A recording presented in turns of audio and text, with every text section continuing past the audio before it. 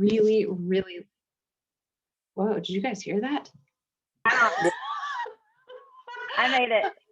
Yay, she's here. Yay. Good. I don't know what went on. I'm so glad you're here. I'm just going over one quick thing and then we'll transition to you. But I just wanted to say that I'm super excited about us being able to focus on our customers and showing appreciation. And so what I'm doing tonight, I'm going to post after this call, our calendar for the month of June in Rising Jewels. Shout out to Kylie Bell. She is hosting an event for the Northwest Arkansas people on Saturday the 12th at her house. Local Boise people, I'm hosting a customer appreciation at my house on Wednesday the 16th. And so what I want to encourage you guys to do is I want to encourage you, if you have customers, ambassadors, even if they aren't using the products anymore, even if they have only used the products for a month and quit, I really encourage you guys to kind of try to map out some sort of customer appreciation event that you can do. If it can be in person, that would be awesome, just to kind of build that camaraderie, that community. And I can share with you guys what we're kind of thinking through. Oh, good. And Brittany's saying that they're doing one tomorrow night. That's awesome. But I can share with you guys kind of what we're thinking. Britt, if you'll share with the group what you guys are thinking after you guys do it, just to give people ideas and give people some confidence. If you have maybe a sideline sister that lives near you, maybe she's not on your team, like in your downline, but she's a sideline sister, maybe see if she would want to link arms with you and participate in this customer appreciation. And so I've kind of mapped out next week as the customer appreciation week. That can be virtual, that can be in person, and we can talk through that more of maybe kind of what we're thinking. But I want to plant that seed in your head so that way you can start thinking through that and maybe talking with some people to start promoting that. Okay, I'm going to make sure everybody is muted so we don't have that crazy feedback. And I am so excited. So my beautiful friend Bethany here, isn't she just so pretty? Everybody just look at her for a minute. Oh, she's so beautiful. So I did a post a few weeks ago about comparison, and she hopped on and just had such beautiful insight and wisdom. And she said something about how this is something that she's really like passionate about. And I don't even know if she's going to talk on that. I just told her to talk about what she's passionate about. But she just talked about how that is something that she's actually asked to speak on, comparison, when she goes and speaks for different organizations, ministries, church events. And so I am so excited for us all to just sit and like listen and hear her wisdom, hear a little of her story, and take away some tips. If you don't have a pen and paper, go grab one, because these calls are always so fruitful and so rich. Bethany, thank you for joining us. Go ahead.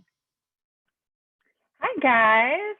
Thanks for having me on. So excited to be here. I love your leader. She's absolutely amazing. I have loved watching her journey unfold. I always, when I hop on these calls, I always love to just affirm and honor the leader on this call. And so I'm sure y'all already know this, but she's absolutely amazing, and you are being led by the best of the best. And so I'm just honored that I get to be on here and share with you guys. So just to give you a little bit of background on my story, and I want to start a little further back only because I like to share part of my story for those of you out there who might be disqualifying yourself, who might think I'm not qualified to reach my goals with this company or whatever that might be. I actually went to college, my freshman year of college, met a boy, and we fell in love, and I actually found myself pregnant before I was married. I got married to that boy, who I'm still married to 14 years later. The summer after my freshman year, I never finished college. I was a college dropout. My heart was always to be a stay-at-home mom. And honestly, for me, I thought my husband, by the way, is a pastor, and he always felt called to ministry. Took a little bit of a detour when we got pregnant beforehand, but we got there, thankfully, thanks to the Lord's redemption. And so I honestly thought, for me, I thought, you know what? We are a ministry family. I never finished college. We're just going to be those people who live paycheck to paycheck. I had dreams, but I never even thought to pursue them because I just thought this is just kind of my lot in life. This was the path that I took. I wanted to be home with my kids, and that's what it was. Until this opportunity presented itself to me. And like I'm sure y'all have heard a million people get on and talk to you, I had no interest in this business whatsoever. I came out of a place of desperation with my health. I had PCOS, and God just kind of like birthed this business out of nowhere. How many of you, just out of curiosity, before you got into Plexus, and some of you may be very new to this, some of you may be seasoned, but really ever poured into or even thought about the idea of personal growth before jumping into Plexus? There's probably not like very many of you, very, very few. That was not on my radar at all. Somebody else said, not at all on my radar. Never even thought about personal growth at all. And so it's been Plexus that has really propelled me in so many areas of my life because of the personal growth that I have been encouraged to do. And so my husband became a pastor, the lead pastor at our church 6 years ago. And because our journey kind of took a detour, we worked like our whole marriage to try to get back on track and to get him into ministry. And that was kind of our singular goal together. We worked on it together. And when he took on this job as lead pastor, I was like, we arrived. But then it was like, wait a minute, like he's living out this calling and this purpose. I mean, I worked to help him get there, but now what? Like, what for me? And so I was waiting and I was praying, and I just felt like God was birthing. He was going to birth this ministry in me. And I just felt it. And I was like, okay, God, what's it going to be? It's going to be this like new ministry at my church. And, you know, it's going to be women's ministry. I love like leading and teaching women. And it was like, wait. And here came Plexus. And not at all what I saw coming for me, but this was the ministry that God birthed for me. And it has truly become that. And I love leading women. I love teaching women. My husband is a pastor, and there are a lot of churches where husband and wives, like they're considered co-pastors.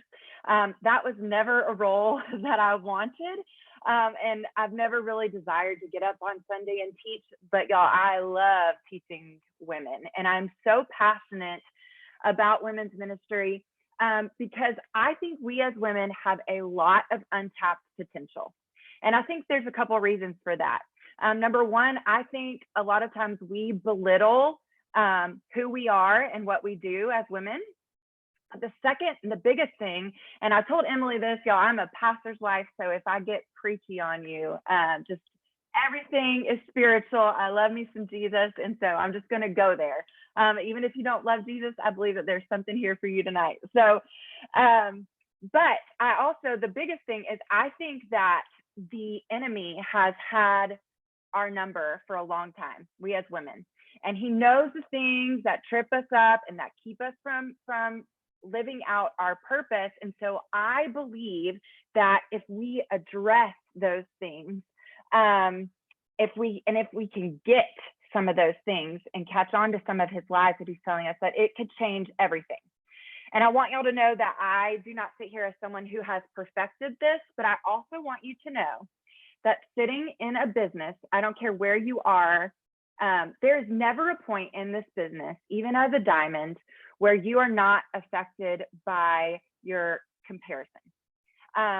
You never get to a point where you've arrived. Even as a diamond, there are diamonds who are hitting double diamonds. There are diamonds who are, way outranking me or recruiting better than me. It's always going to be there. And so if we can get a hold of this, and I learned this early on in my journey, working in an industry that is primarily made of women who are all doing the same thing, which makes the door to comparison so easy to walk through, because we're all here trying to accomplish the same thing, trying to do the same thing. And so if we don't get this under control, then we're never going to be able to get anywhere. And we're never going to live out the purpose that God has for us. And so I want each of you to know that you have a purpose. And I tell people all the time that Plexus is not my purpose in and of itself. My purpose is not Plexus, but Plexus has become a vehicle of purpose in my life. And I believe that it can be that for each and every one of you. And you each here have a unique purpose to bring to the table with Plexus. And so I want you guys to see that. So what I want you to do really quick, if you have a pen and paper in front of you, I want you to write down the number one thing that you would say that you are gifted at, not necessarily in Plexus, just something that you are gifted at. Maybe you are very passionate about something. If somebody asked you to get up and give a TED talk about something for 30 minutes, what could you sit and talk about? Just take 1 second to jot something down.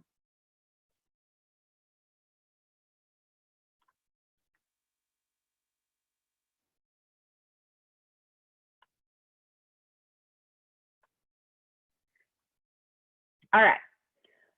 I can't see what each of you wrote down, but I could venture to guess that everybody's is different. That not one person on here is exactly the same, right? And so within a matter of seconds, now maybe some of you didn't write anything down and you need to do a little bit more work in your mindset, but within a matter of seconds, a lot of you, I could see you writing. You knew something that you were passionate about, something that you were uniquely gifted with. And so knowing that, we can all say that we each are uniquely gifted with something that's different than anybody else, some passion, some gift that God has given us for a specific reason. But I think we can each say that we probably walk into a room, and very quickly, if you walk into a room of people, one of the first things that we might often do is compare. We might say, gosh, I wish my hair looked as good as hers, or gosh, I wish I was as confident as she was, or I wish that I could dress as good as she does. Like, how often do we do that?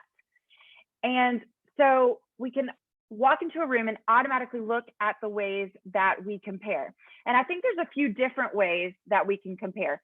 We can compare with gifts that we don't have, right? So if I ask you all to hold up your gifts and you look at somebody and you said, gosh, I wish I had that gift. That's not a gift that I don't have.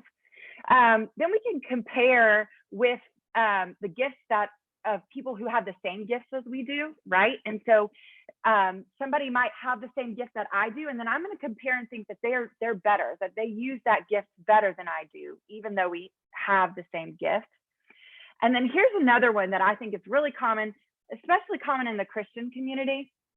I think we compare thinking that what someone else does is more important or has a bigger impact than what we do. Like, let's look at our businesses, and how often do we say what she's doing in her business, she has a bigger impact than I do. Which I first just want to tell y'all that we don't determine our impact.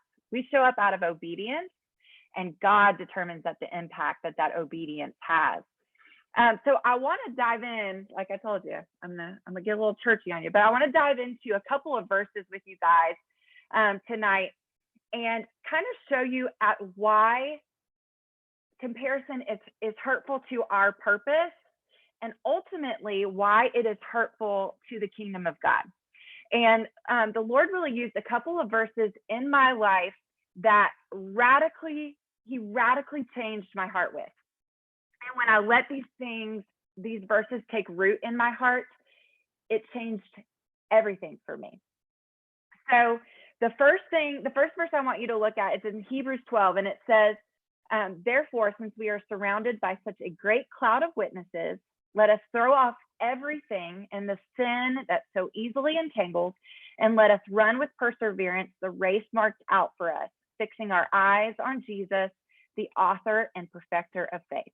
So I want you guys to think about a race. I don't know if any of you guys ever ran cross country or track or anything like that in high school or in college.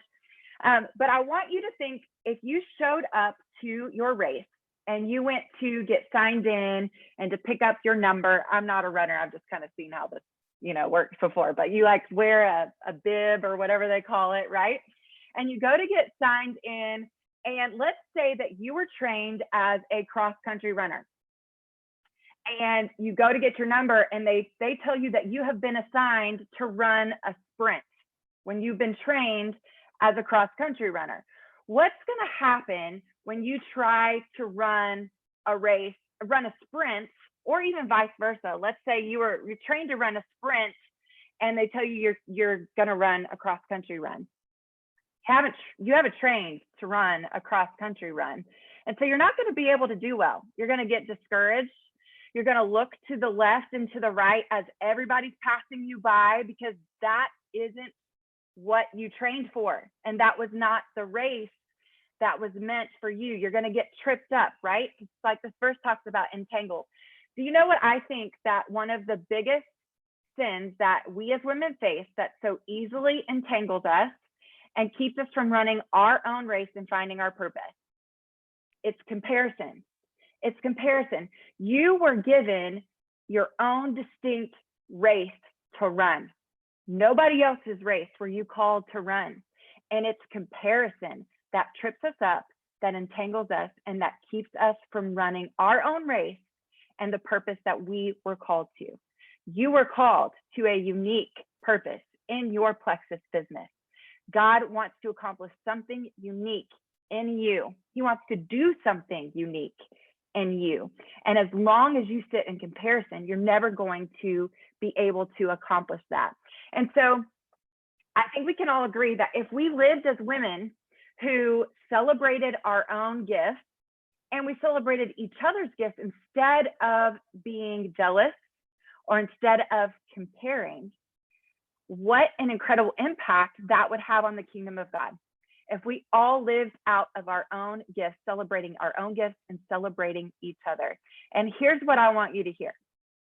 That as much as you and I recognize that, do you know who else recognizes that? It's the enemy. And he knows that if he can keep us trapped in comparison and in competition, then it'll keep us from running the race that God has called us to run. Because if I am, let me see if I can grab some names off of here. If I'm chasing after Emily, and Emily is chasing after Diana, and Diana's chasing after Elaine, and Elaine is chasing after Mary, then we are just aimlessly running in circles and chasing each other instead of chasing Jesus and the purpose and the calling that he has on our lives. So why do we do this? Why do we try to run someone else's race when God has equipped us to run our own? I think, and what I have found is that comparison shows us a lot about what we are believing about God and what we believe that God thinks about us. Because when we're comparing, what we're really saying is, God, you're withholding something from me that you're giving to her. God, you're not being as good to me as you are to her. I remember growing up, one of the biggest comparisons that I struggled with was my size. I know that you guys can't see me, but I have always been a very curvy girl. And I had friends who were like skinny little things and they could eat whatever they wanted. I told you I had PCOS, and so some of this played into this for me, but they could eat whatever they wanted and they stayed skinny little things. And that wasn't like me. And so I struggled with this comparison. But you know what happened? I ended up marrying met a man who loved me for my curves. And I also ended up birthing 3 9-plus-pound babies. And so at that point, I was very thankful for my birthing hips and my curvy figure. And that's a really silly example, but just to say that we all have a purpose in the things, in the way that God made us and the gifts that he gave us, and the purpose that he has for us. I want to remind you guys of a couple of verses here, some truth, right? Because we get these lies in our head, and how do you drown out a lie? You drown it out with truth. Ephesians 2:10, it says, for we are God's handiwork, created in Christ Jesus to do good works, which God prepared for us to do. Psalm 139:14 says, I praise you because I am fearfully and wonderfully made. Your works are wonderful. I know that full well. Now, I wonder how many of us, I love the confidence in that verse, but I wonder how many of us really know that full well, that we really fully believe that we are wonderfully made. See, here's the thing. When we are focused on what God has not given us, then we can't see what he has planned for us. So what comparison does is it blinds us from our own purpose, and it diminishes our impact, because we're trying to live out of our own strength to be something that we weren't called to be, instead of relying on his strength and leaning into the gifts, talents, and abilities that he has called us to. So here's what I want to do really quickly is I want to give you a couple of practical tips that I have put into place in my life. And I want you guys to know that this is not an overall fix or an overnight fix. This is something that takes self-discipline, and it takes practice, and I have put into practice for a lot of my life, and I still haven't perfected it. But when we can put some of these things into play, and I don't know if any of y'all have read Jenny Allen's book, Get Out of Your Head. Jenny Allen is my spirit animal. I just love her. And but she talks about these spirals in our thought life, and we start to spiral down. And what we have to learn to do is become self-disciplined and interrupt that spiral. We interrupt that thought and we start spiraling back upwards instead of spiraling downwards. And so if we can implement some of these self-disciplines in doing some of these things, then it helps us to interrupt that thought and to stop ourselves from spiraling downward. So I want to give you a couple of practical tips for when comparison starts to creep in. And then I'm going to give you what I think and something that the Lord really revealed to me that I believe is the antidote to comparison. Okay, so the first thing that I want you to do is when comparison starts to creep in, and I'm gonna use the word her here, because I think as women we tend to compare ourselves to other women. So I don't know if there's men on this call. I probably should have checked that first. But I'm going to use the word her. The first thing that I want you to do when that comparison starts to creep in is I want you to pray for her. I want you to pray for the person that you are comparing yourself to. And the Bible talks about praying for your enemies, and not that she has to be your enemy if you're comparing yourself to her, but praying for someone changes your heart towards them. It just naturally does. I think anybody who has experienced that, I'm sure plenty of people on here could testify to that. When you start to have ill feelings towards someone, you start to pray for them regardless, it changes your heart for them. The next thing that I want you to do is I want you to speak a truth out loud about her. Dispel that lie and the jealousy that you have and you're letting creep in by speaking truth, right? We dispel lies with truth. There's a truth there about her that's causing that jealousy and that comparison to creep in. What is it that you admire about her? And speak it out loud. And then go and compliment her.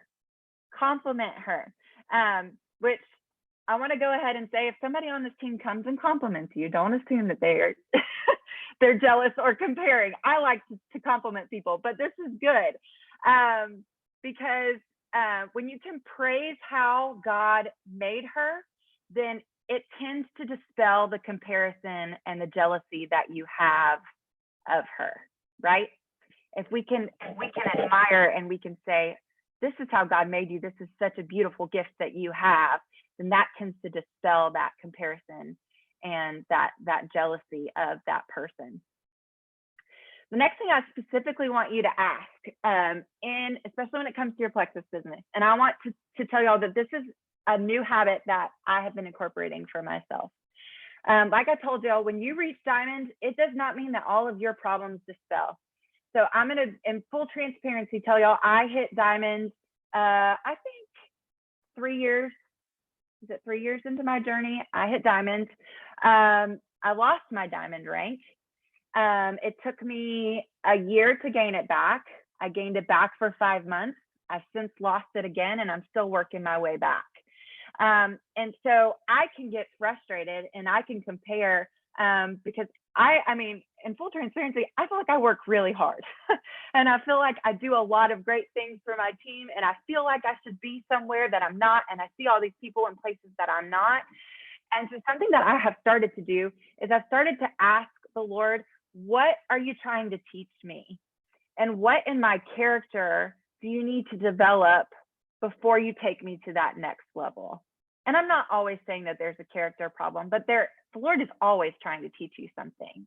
There's always lessons that we can learn. And so that's another thing. When I compare to where I'm not, where I think I should be, I stop and ask the Lord what he's trying to teach me. But the last one, and I think that this is the most important thing here, is I want you to ask, what is the enemy trying to distract me from? Because if you are struggling with comparison, it's probably because the enemy doesn't want you to do what you were called to do. You see, she is not your enemy here. The person that you're comparing yourself to, she's not your enemy. The Bible, this is the other verse that the Lord has radically changed my heart with. There's a verse, it says, our battle is not against flesh and blood. I could do a whole nother message on this because I think we as women live so offended about everything, and we're offended at the wrong person, right? We're aiming our darts at the wrong thing. It's not about her. The comparison here, it's not about her. There is a bigger picture going on behind the scenes, and the enemy is feeding you lies, and these lies that are causing you to compare because he is trying to deter you from your own race and your own purpose. And so I tell my team all the time, what if we filtered everything from that lens, from the lens of, this is not about her. This is about the enemy. And what is he trying to distract me from that the Lord has called me to? And he so desperately wants to deter me from that race and from that calling. And so what I tell my team is, you call him out and you send those lies back to the pit of hell where they came from. That's exactly what you do. Dispel those lies with truth. So those are my practical steps. The practical things that you can do, those little self-disciplines that you can put into place to help you dispel that comparison. But really what we all want is, we want the cure-all, right? Like, what is the cure-all? And when I was first talking to a group of women about comparison, I felt like I came to a dead end, and I was like, this is good, God, but I feel like there's something more there. What is it? And I felt like the Lord told me that the antidote to comparison is surrender. The antidote is surrender. And I want you to hear this right here, that the degree of your intimacy and your ability to be used by God is related to the degree of your surrender. It all comes down to surrender, because what surrender says is, it says, take what you've given me and do what you want to with it. Because here's the thing, they were always his gifts to use, or his gifts to give and to use as he sees fit. And when that's our posture, we don't worry about what God is doing in other people. We don't compare. And if we're worrying or thinking about what God is doing in other people, it's to celebrate it, because we're surrendered to what God has called us to, and to the purpose and the race that he has called us to run, right? And so we're not caught up in what God is doing in her and not doing in me, because we're fully surrendered to whatever it is he wants to do in and through us. Proverbs 4:25-27 says, let your eyes look directly forward and your gaze be straight before you. Ponder the path of your feet, then all your ways will be sure. Do not swerve to the right or to the left. Turn your foot away from evil. Guys, when your eyes are fixed fully on Jesus and you're not swerving to the right or to the left, do y'all know when you drive a car, if you start to look over to the left, what happens? You start to kind of veer over in the left lane, right? You look right and you start to veer to the right lane. When you're fixed forward, you're moving forward. And so when our eyes are fixed on Jesus, then we can fully walk out the calling that God has placed on our lives. And when we do that, it creates an incredible impact. I don't know how many people are here on this call tonight. I couldn't sit and count. Oh, wait, it looks like 40 people on this call. And even if just this group of 40 people here on this call got that, especially because you are all on the same team, imagine the kind of impact that your team can make if you grasp onto this concept. And if you just learned to live out your calling, the race that God has called you to run, and not the race that he has called her to. So I hope that encouraged you guys. Hopefully you guys can take away a little nugget from that tonight, and it especially helps you on your Plexus journey, because I think that one of the biggest holdups I see happen is comparison. Because, you know, oh, she started when I did, we started at the same time, but she's here.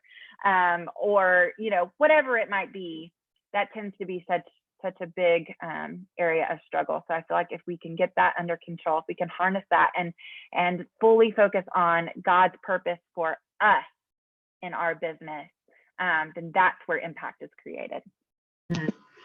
Bethany, I love that. I loved where you said comparison blinds us from our own purpose and it diminishes our impact, because we're making it so much about us and we're not seeing others and celebrating others and having a heart of gratitude and the surrender. And I actually was on my walk 2 days ago, and one of the worship songs I was listening to, there was a quote or a lyric in there that said, "Today's surrender is tomorrow's freedom." And I love that, because so many of us are trapped in that comparison. And I feel like it's probably in the back of our minds.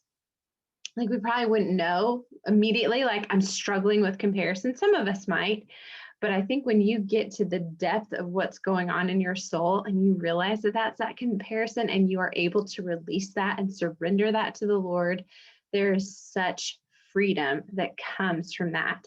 And then you get to enjoy it. You're staying in your own lane, you're celebrating others, and that becomes very intriguing. Like people want that because you truly love and care about other people. So grateful for you to share your heart in this. This not only obviously is applicable to us as women running a Plexus business, but just life in general as a woman. So very beautiful. As you can see, the chat is just going crazy about how much you have just inspired them and how they're so grateful for you. Does anybody have any quick questions for Bethany? And it doesn't have to be just about comparison. It can be about her and her Plexus business, anything that you guys might want to ask.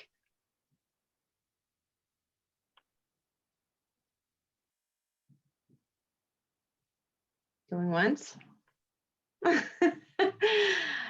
Bethany, thank you for being open and vulnerable. I think that's really important too for people to hear. Like you are at the top of the company, but you are still like, that's still not, you don't have it made being at the top of the company. You're still working and evaluating and figuring out what's going on and what the Lord is trying to teach you, and you're not giving up and you're still fighting forward. I love that. Oh, Liz wants to know if you're coming to Scottsdale. You're not, you're going to the beach, aren't you?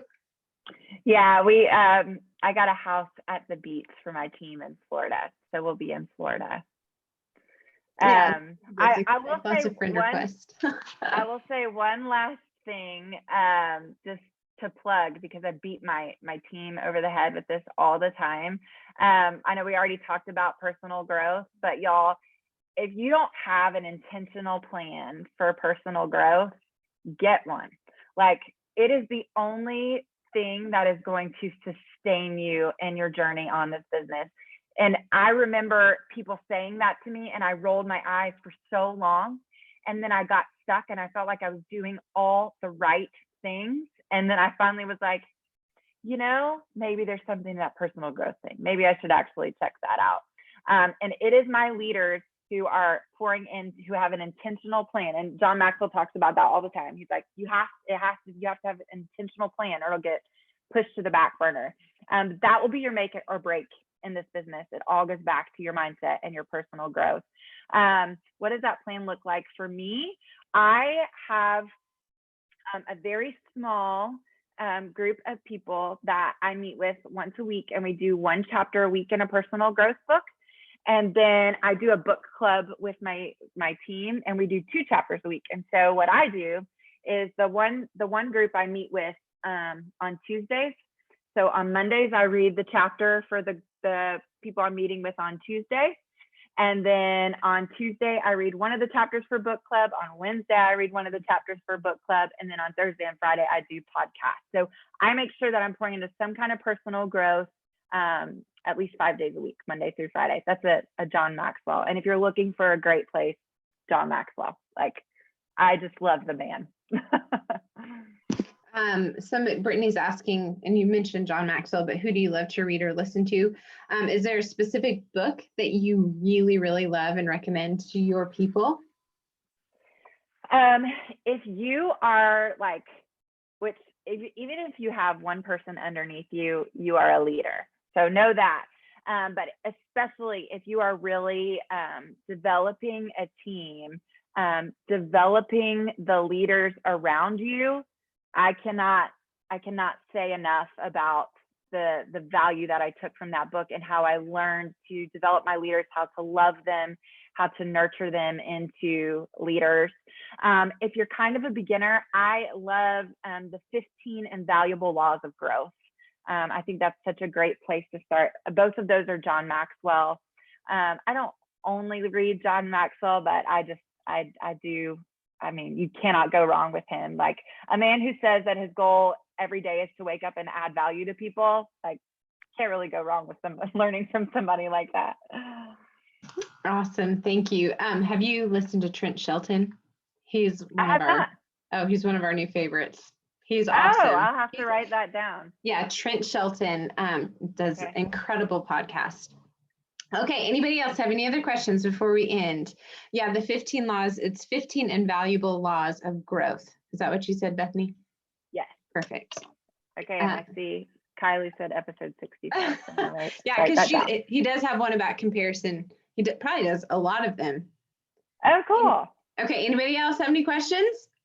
And I also love Jenny Allen. If you haven't read Get Out of Your Head, highly recommend. I know Kara led her team through that book study. I haven't read that one yet. Yeah.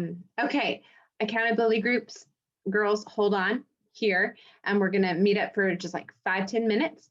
Bethany, thank you so very much. You're welcome. Send me your address. I'm gonna send you a fun little gift in the mail as a thank you. But I want to.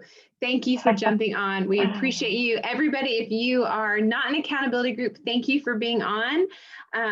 Get excited about hosting some sort of customer appreciation for you and your team, maybe some sidelines next week.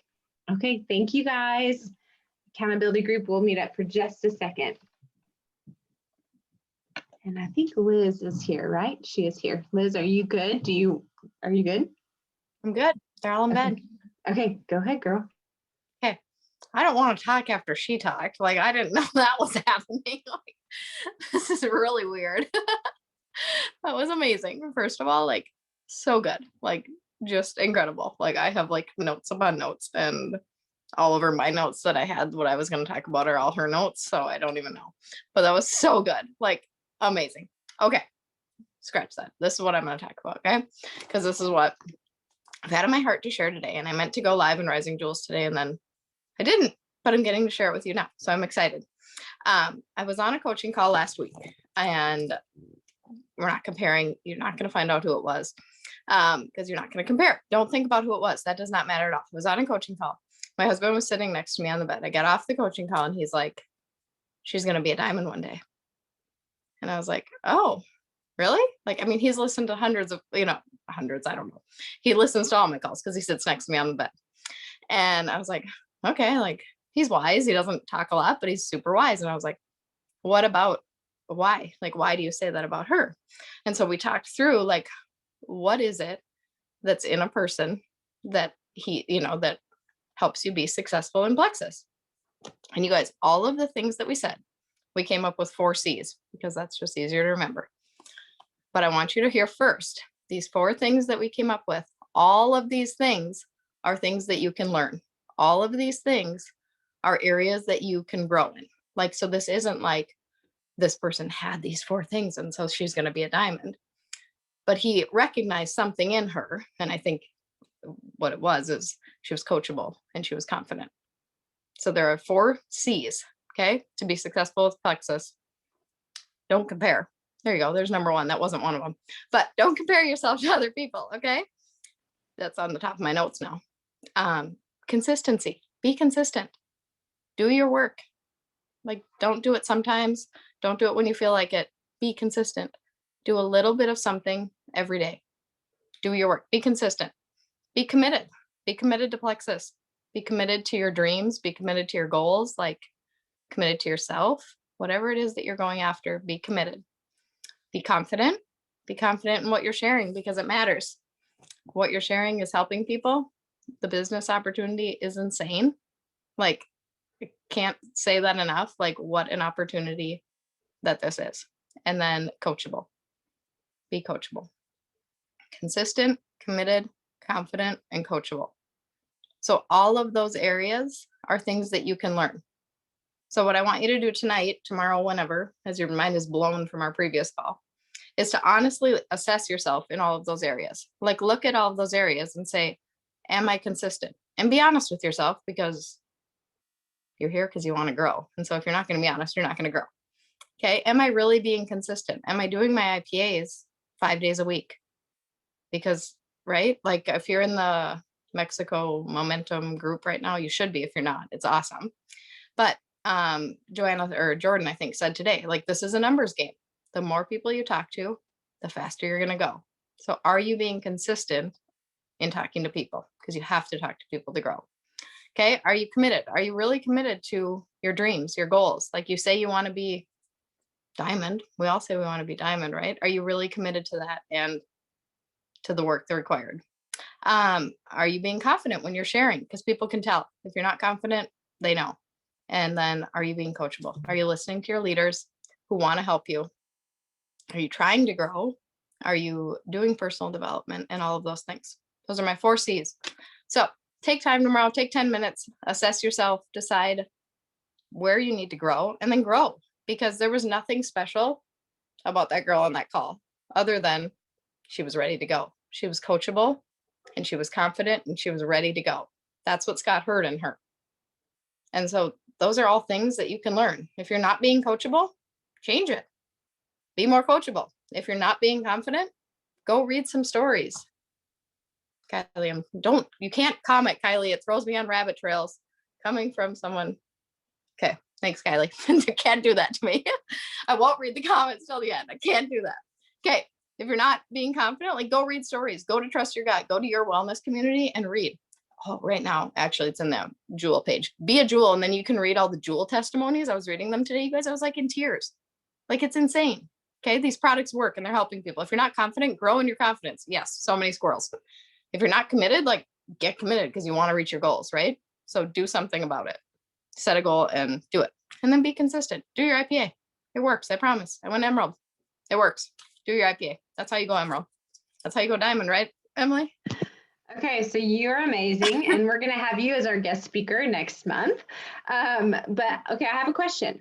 So for people who are new and starting out, and they may not have that belief yet, or they're really, really afraid. I mean, I remember being so afraid and so nervous to reach out to friends and people that I loved.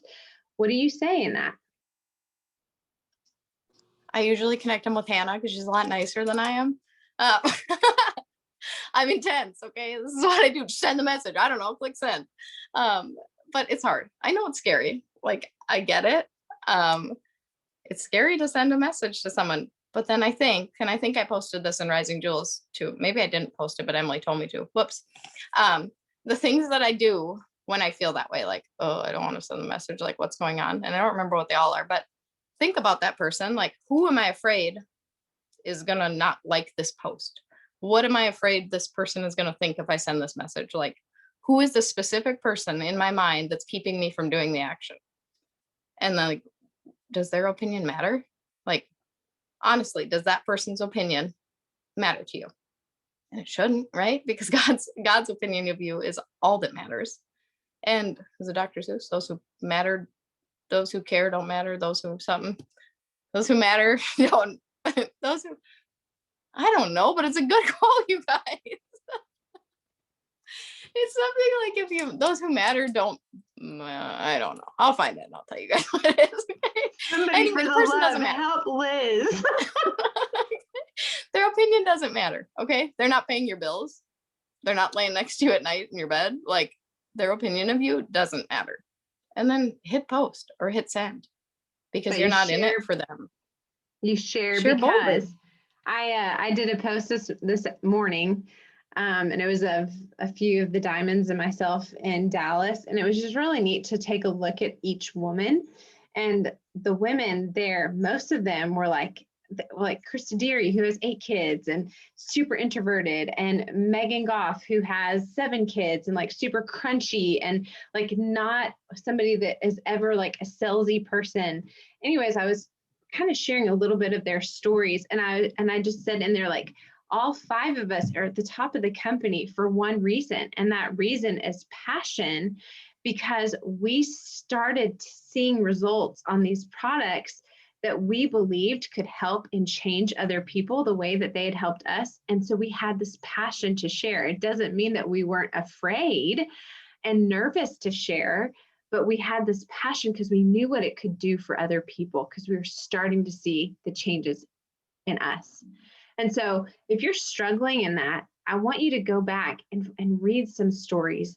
Go back and take a look at your list of things that you've maybe noticed since you started. Go and like Liz was saying, like, take a look at what is driving this fear? What is making me so worried about doing these steps, doing these IPs, doing the posts, sending out the message? Why am I avoiding doing the training? Like, what is it that I'm avoiding? What is at the root of this? I think it's really, really important to figure that out. You guys, I'm so thankful for you all. We will reconnect next Monday, June the 14th. And then our very last call is on June 21st. So we only have 2 weeks left, you guys.